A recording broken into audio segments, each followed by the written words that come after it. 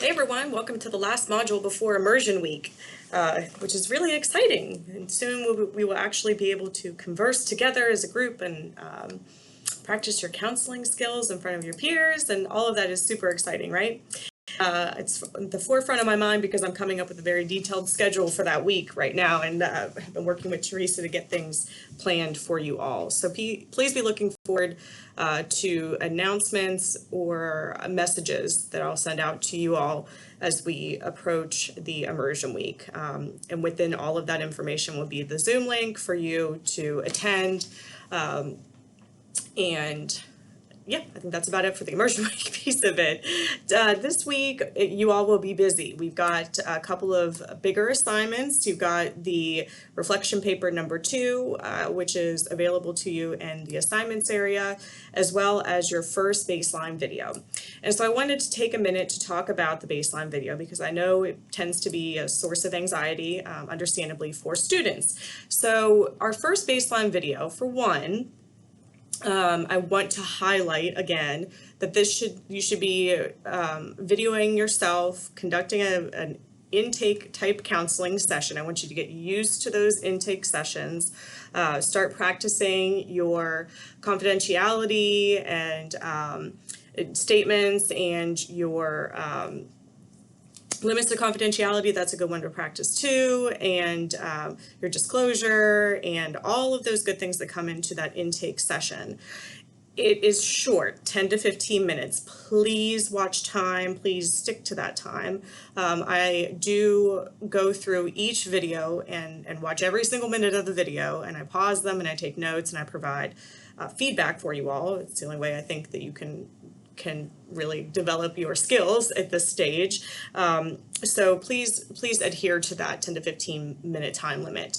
They should not be the individual that you are role playing with, doing a mock counseling session, should not be a member of your household if it has to be. If you're under quarantine, or I mean, that's really the only reason at this point, but let me know, please email me and let me know that that is the reason why you are role playing with somebody who's a member of your household. And that's fine if you're, if you're required to stay in your house, that's perfectly fine. An alternative could be to do a role play via Zoom and then record it. If you opt to do that, that is fine. I don't have any issues with that because that, I think, is increasing your skills as a distance counselor or in telemental health counseling. So if that is the option for you, just make sure that you are pinning both of you to the screen, and so that I can see your face and your client's face during the entire video session. So those are just kind of the big ground rules with it. It cannot be somebody who is under the age of 18. Please, please, please don't do that. They have to be an adult. And most often students will have difficulty loading the assignment into the assignment area. That is completely fine. What I ask students to do is either upload your video as in a Google Drive or put it on YouTube and mark it as private, whatever works best for you. In any of those options, I have to have the password or I have to be granted access to view it. So please grant me that access as you set those videos up. And then in the assignment itself, you can simply upload the URL, and I can click on it there to view it, and then I can provide your feedback. Last case resort, okay, if you cannot upload anything, if you tried that, if you have MP4s won't upload, so don't even try that. They won't upload into the video assignment. So you're going to have to use a different platform to move your video to and then provide me with the link. If for some reason that does not work, then we will move to a different option of just emailing it to me, but I don't like to do that because I still need to get that video into eCampus so that there's a record of it, which is a benefit for you, obviously, and for me. So I do provide feedback in a number of different formats depending on your preference. So I will obviously complete the rubric and provide a little bit of written feedback. If you prefer to have a one-on-one meeting with me, let me know. You can email me or you can put a little comment when you turn in the assignment, the baseline video, that you would prefer to have actual, real-time feedback on the video. I'm happy to schedule that with you. You can pop into my office hours. whatever works. I know people, some people tend to like that better than just the written feedback. If not, if I don't hear anything, I'm going to give you some written feedback. It'll be more thorough, but it does take a little bit of time for me to get through these videos because I do try to really provide some quality feedback for you, especially in this first baseline video, because it's, you know, the first time and you're going to be gearing up to go into immersion week. And so some of the information, any feedback that I give you on the baseline video, or any time in the future, I expect that, you know, to see some change. That's what I want to see. I want to see progression of skills. And that leads me into this week's topic with the process of a counseling session. So I know that a lot of you got into this profession, or you're getting into this profession with the idea that you're going to be providing, you know, beautiful counseling services to clients, and you're going to be developing these fantastic relationships, and, you know, you're going to be using all the latest and greatest evidence-based practices, and you know, making a world of difference in your clients' lives. And I hope that for all of you. Right now, you need to master these basic skills. And so the first thing that you need to start doing is thinking about a counseling session as something that is planned out. So you're always going to be going, especially as a novice counselor, you are going into counseling sessions with a plan. You have reviewed intake information. You have reviewed case notes from past sessions. And you know, before that client ever steps into your office, before you ever connect with them online, that you know, you have some idea of what the plan is, how the session will go. Each session should have a flow. You know, some sessions may not. You will have clients that will come in crisis, well, yeah, that'll be, you know, that's pretty typical. But with each session, your preparation going into it, you'll find a natural kind of ebb and flow to how you prepare for counseling sessions. But you're not just going in without having any idea of what might happen, or what the goal is, what the overarching goal is of meeting with that client.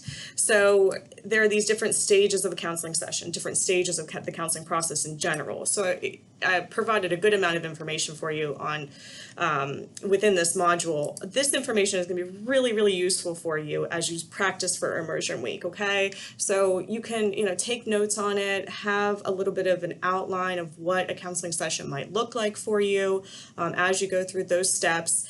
I feel like I'm saying a lot today, but apparently my coffee has not yet kicked in. So a big part of my feedback for all students at this stage is to really encourage you to set goals with your clients early on. And that includes in these role play sessions. Again, you want to have a plan going into a counseling session, but you're also enabling and providing that quality environment, that establishing that relationship with your client that will allow them to feel comfortable to voice to you what their goal is. You are not setting a goal for your client. Your client could have 15 different diagnoses and be on, you know, a laundry list of medications, and you think you know everything about that client. It is still not your role to set a goal for that client. Your client has that autonomy. That is what we do as counselors. If you feel like that goal is not attainable, if you feel like the goal is unrealistic, then part of your process as the counselor becomes working with that client to reframe things, to narrow down an idea, to be realistic with that client, okay?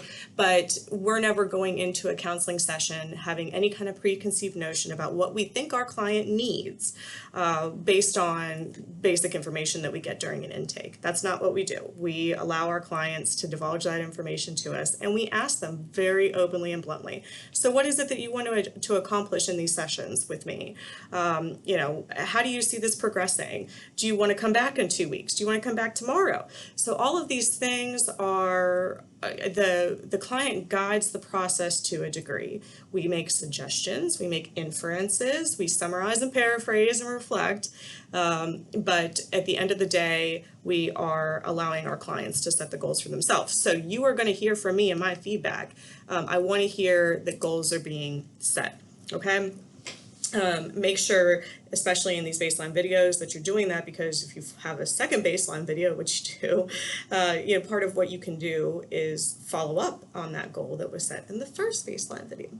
So again, if we're talking about the stages of counseling and the process of the stages of a counseling session and the overall process of counseling, they start and end with goals. We start with goals, we end with goals.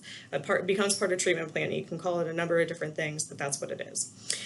So with that being said, I'm going to leave you all to, there's not a great deal of content for this week. I do want you to just, be really thinking about the immersion week and getting excited about it. And we're really going to dig into developing those skills next week.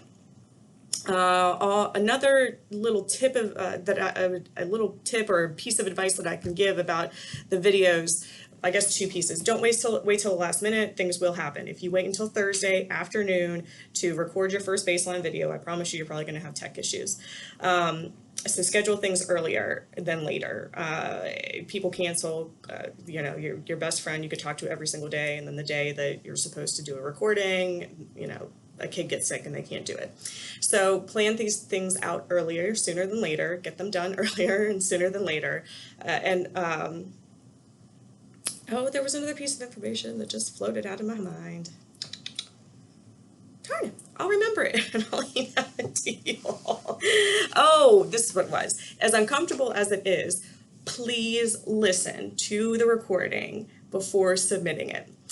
I want you to listen to it because obviously, ideally you'd be watching the entire thing and being a little self-critical about your development of skills. And I think it can be interesting to see your own development. So watching the first baseline video and then later on watching second baseline video, and next semester in 606 watching all the videos. But the other reason I want you to watch the video is because if you can't hear it, if the sound quality is bad, if the video quality is bad, recording quality, it's not video, it's not 1995, but if the quality of the assignment is bad, I'll have to have you redo it. I have had students need to redo the video for me because I simply could not hear them talk. So watch a little bit of it. I know it's painful, but make sure that you can hear yourself, you can hear your mock client, make sure I can see everybody that I need to see, and if things happen in the middle of it, if a dog walks into the room, starts barking, if cats start,